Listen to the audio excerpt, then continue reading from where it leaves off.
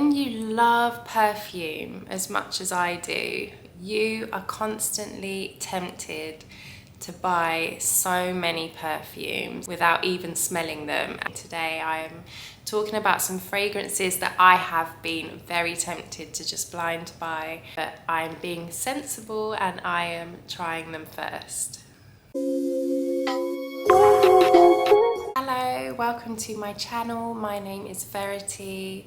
Today's video is going to be all about popular fragrances and if they are actually full bottle worthy. Before I begin the video, I just want to say thank you to all of you who have taken the time to hit the subscribe button and to subscribe to my channel. I really appreciate all of you, so thank you so much.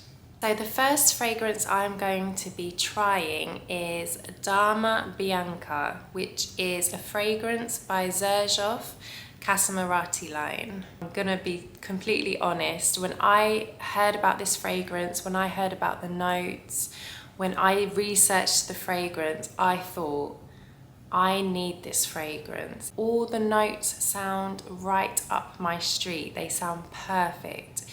There's no way that I could not like this fragrance. I have to get it. This is described as a powdery, ethereal, feminine scent, dreamy. The notes sound absolutely lovely. It has notes of kumquat, lime. It has violet, iris, jasmine, and lily of the valley. There is vanilla, malt, white musk, cedar, and sandalwood. Now, to me, all of these notes sound like my dream scent. They sound lovely. I was sensible and decided to sample this before purchasing it because this fragrance has actually sat in my cart a good few times, but I have never gone through with actually ordering it. But it has sat in the cart. It's been in and out of the cart quite a lot. Okay. I am so glad that I did not order this scent. I am not denying that it is pretty. It is pretty and it is feminine. In the opening, there's something in it that I'm not 100% keen on. That's a little bit, maybe it's the kumquat, maybe it's the lime. But mixed with the vanilla, I'm not fully enjoying it as much as I thought that I would. When this fragrance dries down, it does get a little bit sweeter, which I start to enjoy it more on the dry down than in the opening. It doesn't really wow me in the opening. The dry down is nicer, and there's something in it that is a little bit sour, and I think maybe that is what I don't like as much, the slight sourness of it. It's very old worldy, and I don't think that's something that I'm drawn to with this particular scent. But it is pretty. It's pretty, but it's not wow. Like, I wasn't wowed by it. The only thing magical about this is how quickly it disappears. And that's on me. I'm not saying it disappears on everyone, but mixed with my chemistry, it just does not work. It is gone within probably like half an hour. It's just, I cannot smell it anymore. It's not doing it for me. It's just not standing out enough. It's not powerful enough. I know it is meant to be quite soft and feminine, but I don't feel like there's enough substance to it to spend that amount of money on a fragrance. Dama Bianca is not for me. Lovely to meet you, Dama Bianca, but for now it's goodbye. So the next perfume I'm going to talk about is called Gossip Night by Gritti. It seems to be a very, very popular perfume. So Gossip Night by Gritti is described as like a fruity, gourmand fragrance. The notes in this fragrance are mango blossom, lychee, and heliotrope, white peach, cream, caramel, vanilla, white musk, and cashmeran. It sounds absolutely delicious, but does it actually smell as good as it sounds? Yes, I actually really like this one. I really do. It is a fruity gourmand with an edge. It has an edginess to it, which I like about this. It is not your average typical sweet smelling gourmand fragrance. It has something different about it. It has an edge. It feels like it has depth and layers to it. It isn't just one kind of flat smelling sweet fragrance. It has layers. It has such a uniqueness that I really like about this fragrance. To me, this is a very creamy, powdery, musky vanilla with tropical notes, and it has a woody undertone to it. What I really like about this fragrance is it's not overly sweet. I have a certain level of like gourmand fragrances. I cannot get too sickly sweet, and I feel like this stops at the right level for me. I feel like it's really well balanced between sweetness and just a little hint of woodiness to kind of tone down the sweetness. And the creaminess obviously comes from that creamy whipped cream note in there.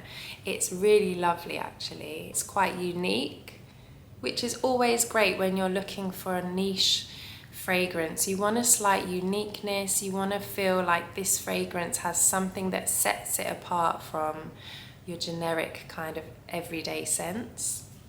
Especially if you're spending that kind of money on a fragrance. They're not cheap at all. It's creamy, it's fruity in the opening. It smells like succulent ripe mangoes and peaches. It also has white musk in the notes, and I absolutely love white musk. I think it's such a lovely, clean smelling note. This perfume has like a smokiness about it. It's really nice, really unusual. I can see this being a lovely scent to take on holiday with you for like some warm kind of nights. You know, if you're gonna be getting dressed up, it's a really lovely scent to kind of put on in the evening. And when you feel a little bit dressed up. I definitely would not mind a full-size bottle of this one. I think this has something really special about it, really unique. It has very good lasting power. It lasts really well. It also gives a nice projection. So I feel like this perfume definitely is full bottle worthy. Next fragrance I'm going to talk about is Bianco Latte by Giardini di Toscana. I hope I pronounced that right. This fragrance is described as an amber vanilla fragrance. So these are the notes in this perfume: caramel, coumarin, honey, vanilla and white musk.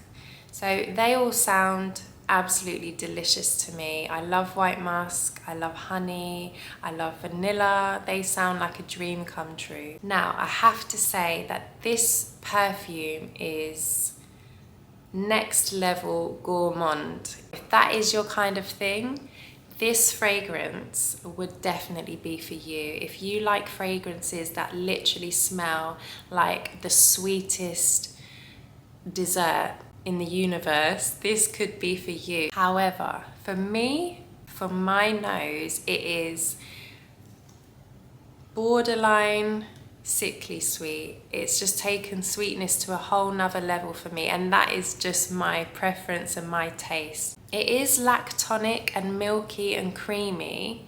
I find it a little bit cloying and a little bit overpowering, and that is just my taste. I'm a gourmand lover, but not to this kind of level. It is a little bit too intense for my liking. However, as I mentioned, if you do like very, very sweet vanilla scents, this definitely could be one for you. It's for sweet lovers for sure. And I've got a sweet tooth, but I don't want to smell like a dessert to this extent. It's just not for me. I give this fragrance its props because it does last. It's really long lasting. It's a beast of a fragrance. It lasts on the skin. It gives mad projection. It performs really well. So I have to give it that. It is a beast mode of a fragrance. If you want something long lasting, very sweet, very dessert-like, this definitely ticks those boxes. If you do have a limit to the kind of sweetness that you like in a fragrance, this could tip a little bit kind of over one way of being too sweet. So after sampling all these perfumes, I definitely feel like out of all of them, I would be inclined to probably purchase the full bottle of the Gossip Night by Gritti. I feel like that had a little bit of an X factor. It was unique, it was a good performer, it had something really nice about it. It was fruity and gourmand, but it wasn't too sweet. It was the right kind of balance for me, and I feel like that was the standout fragrance. I'd love to know if you've tried any of these and what your opinions are on these fragrances. I'd be really interested to know, and I hope that you have enjoyed the video. If you have, please do hit the subscribe button, and thank you so much for your support, and I look forward to seeing you in my next video. Take care. Bye.